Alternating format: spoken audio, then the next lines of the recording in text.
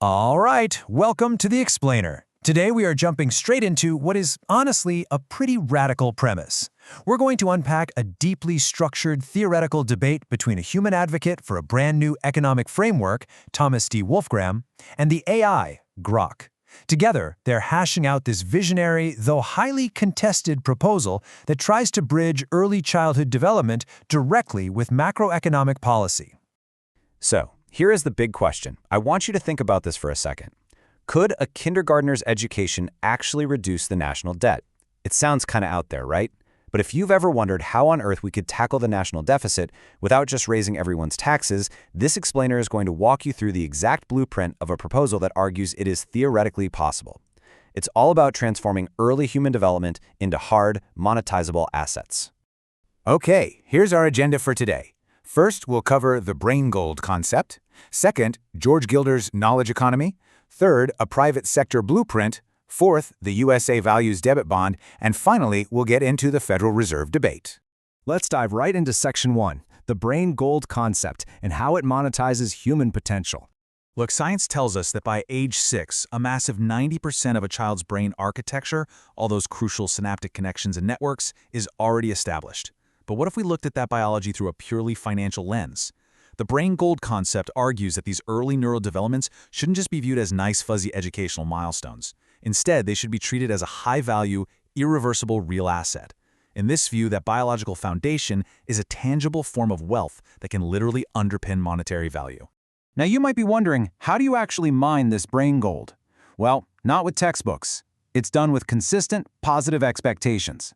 Think about the stuff we say every day. Be sharing, say please, be thinking, take turns.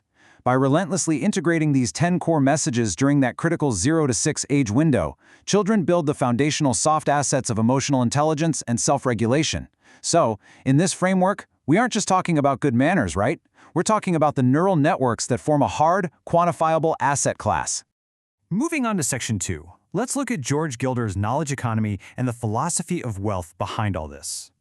To really grasp this, we basically have to rethink money itself. You're probably super familiar with fiat-created money, cash that's created essentially out of thin air by central banks through policy or credit decisions. But Gilder advocates for something called receipts-created money, which is backed by actual, verifiable real assets. The brain gold proposal takes Gilder's premise that true wealth comes from human intellect and stretches it to the absolute limit. It argues that a fully developed kindergarten-ready brain is that verifiable real asset.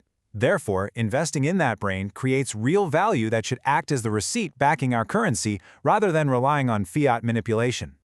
All right, Section 3. We're looking at a private sector blueprint for bypassing the bureaucracy. The target number for this plan, exactly $1,000 a month per child for full-time, high-quality pre-K. But here's the real kicker. This is absolutely not a government welfare program. The blueprint relies entirely on individual investors and families to fund it privately. The whole goal is to specifically bypass government bureaucracy. It relies on private sector efficiency, market discipline, and voluntary investment to get these kids measurably ready by age 6. Now, if this is starting to sound like a total pipe dream, we have to look at Harris Rosen's Tangelo Park initiative down in Florida. It's used as the real-world proof of concept here. Starting way back in 1993, Rosen privately funded free, high-quality preschool and full college scholarships for a struggling neighborhood. The result? High school graduation rates absolutely skyrocketed from around 50% to nearly 100%, and crime plummeted. It's a powerful example proving that dedicated private commitment can create massive, lasting outcomes without relying on a single tax dollar. Okay, on to Section 4, the USAValuesDebitBond, which is the financial mechanism driving this idea. Enter the RRFC. This stands for a Specialized Private Sector Community Vehicle.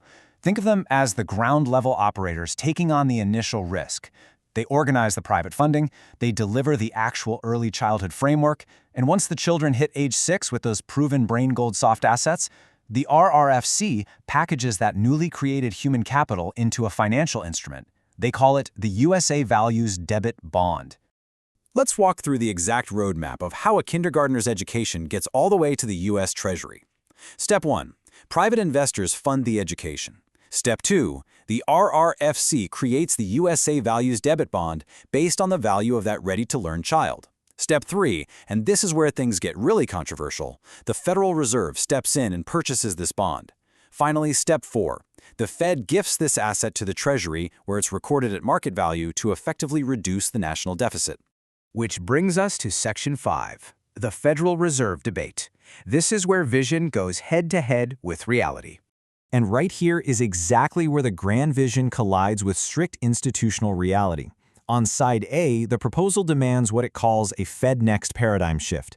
It argues the Federal Reserve simply must adapt and buy these bonds as monetary policy to solve the national debt crisis. But on side B, articulated by the AI Grok, we get a firm reality check. Grok points out that the Federal Reserve's legal mandate is broad market stability, not funding social or educational programs. Buying custom social development assets, according to Grok, crosses a major line into unauthorized fiscal policy. So what does this debate really boil down to? Precedent. The proposal basically asks, hey, if the Federal Reserve could stretch its tools to bail out banks in 2008, knowing they were taking losses, why can't it act in a reverse mode as a developer of last resort for at-risk children? Grok counters this hard.